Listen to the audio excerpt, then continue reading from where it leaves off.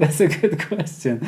I think if every one of us does what does their job, whatever is that is, um, I think we can be very optimistic about the future. I like to look at the future optimistically.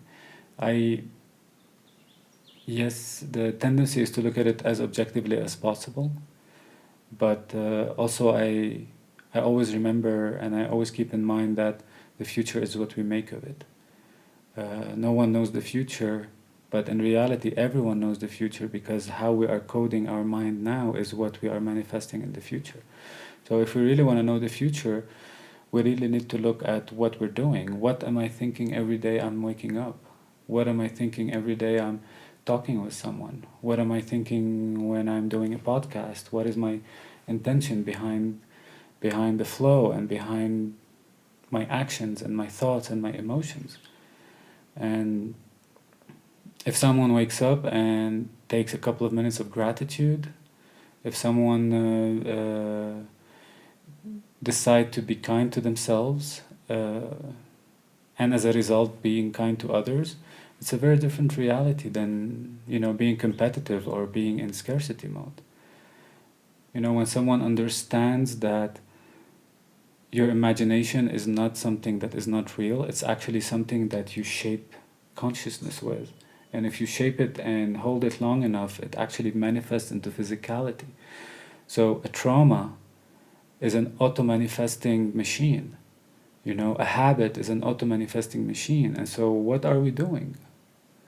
And why are we using the plants? And in which rituals are we using them? And in which patterns of thoughts and emotions are they being used?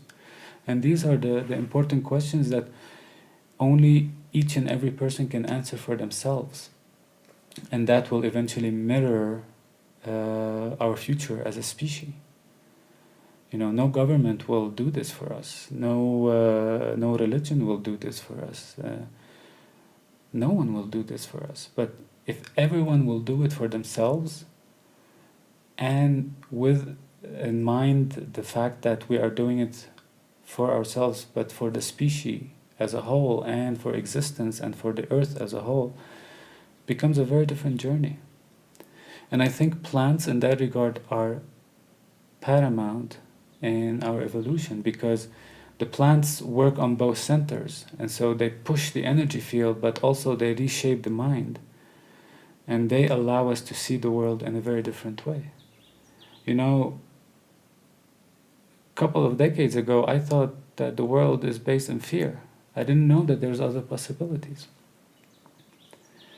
A couple of decades ago, I didn't know that what I'm thinking in my mind is what I'm shaping my life. I used to blame others for my shitty life.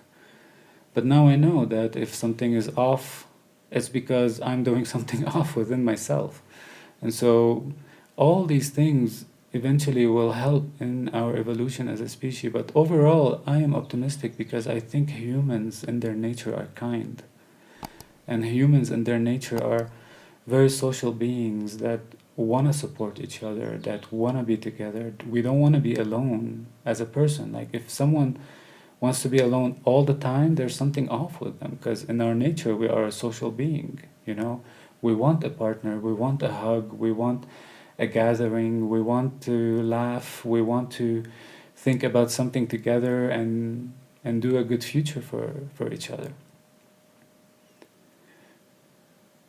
And this is where the plants become very important, and responsible practices become very, very important, because they can be the difference of someone having a responsible life where they are manifesting their future in a based from the heart center and the Christ consciousness, versus someone inflating their ego with some ayahuasca or some mushrooms, and then saying that life is not okay and they're not supposed to be on earth and they're not okay with their bodies. All these are distortions, and they create identifications, and the person is a bit lost and a little bit ungrounded in their expression in life, because when someone tells you I am not my body, in reality the body is the male representation of the female energy field, which is the spirit. So they the concept of being alive in a body is a belief system. And, you know, being aware of all that, of all that manifestation as part of our energy field and our spirit is paramount to having the perspective of knowing how to deal with it.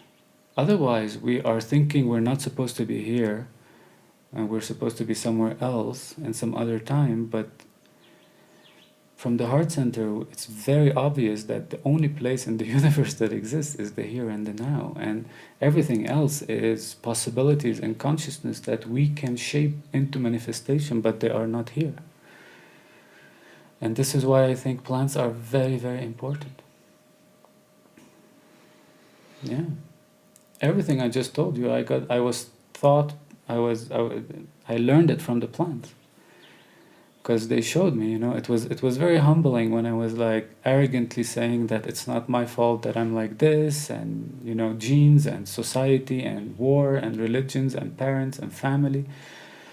And then the plants told me, no, it's all you. Are you willing to claim responsibility and start changing your life, or you want to keep blaming your shitty life on others and saying that you're sick and you're not okay and you're poor because all of that happened, you know?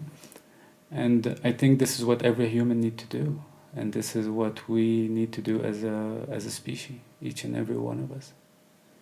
And there are many masters, there are many teachers, there are many gurus, there are many shamans, and a lot of them, if not the big majority, are doing a wonderful work, and they're really helping people and healing.